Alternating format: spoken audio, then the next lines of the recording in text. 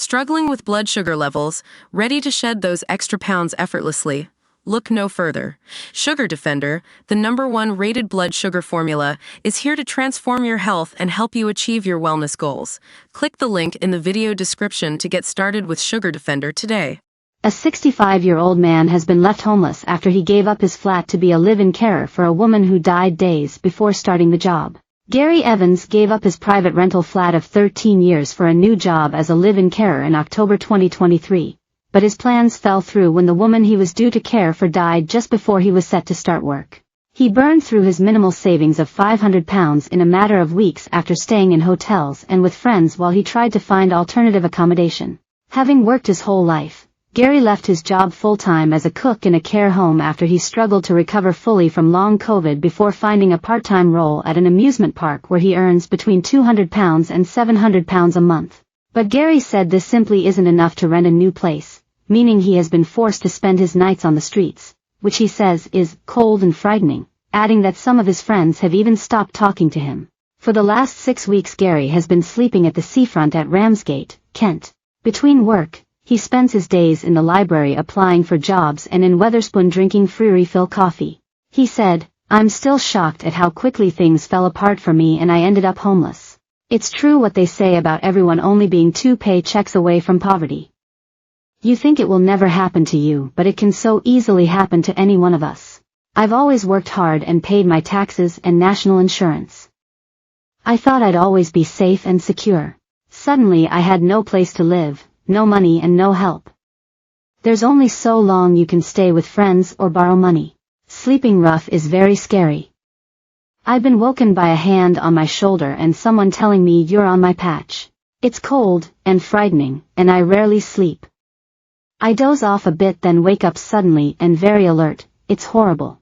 When I see the lights on in people's houses it reminds me that once that was me, and now I'm on the other side. It's heartbreaking. I put on a happy face at work, but I know at the end of the day I have to leave and have no safe place to sleep." Gary stopped working full-time as a cook in a care home after he struggled to recover fully from long COVID, which he had for a year from November 2021, he said. He had pneumonia in both lungs and was in hospital for a week, he said, so couldn't go back to working 200-hour months. He took a part-time position in the ticket office and shop at an amusement park, where he still works between 8 and 25 hours a month. He also receives up to £393 in universal credit because his job is seasonal. After becoming homeless, Gary asked Thanet District Council for help getting a new home in January, but was told they couldn't, he said. Some of his belongings are in 4 suitcases stored at friends' houses and he takes another bag of essentials around with him. He said, "I still can't really understand how this has happened to me. I know it has, but somewhere in my mind I can't quite accept it. I know it's temporary.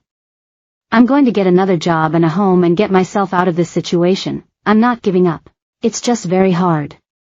Everywhere is so expensive. Everyone needs a deposit. I got the deposit back when I left my flat, but I needed that to live. There's just nothing available at the moment and lots don't take people who are on benefits. I guess I feel a bit sad and resentful that the council can't help me. I feel like they should be there for everyone." Gary said he's met some very kind people and had some fascinating experiences, including spotting wildlife like beavers and foxes. "I've seen the most beautiful sunrises and sunsets," he said. But he has also seen the best and worst of human nature.